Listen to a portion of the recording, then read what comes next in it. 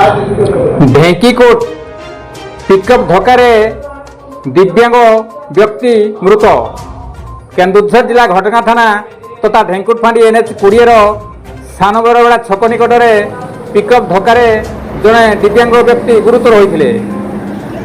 दिव्यांग चढ़ुवा बैटेरी चालित try cycle pickup चका तले चापी हो रही। गुरुतर अवस्था दिव्यांग भुवन को घटगां डाक्तखाना भर्ती कराइथिला। तेबे सेठारे तार मृत्यु घटिवा सूचना मिली। यही दुखद घटना सान बरबड़ा ग्राम में शोकर छाया खेल जाइछि। कविंद्र राउत का रिपोर्ट, केडी न्यूज ओडिया।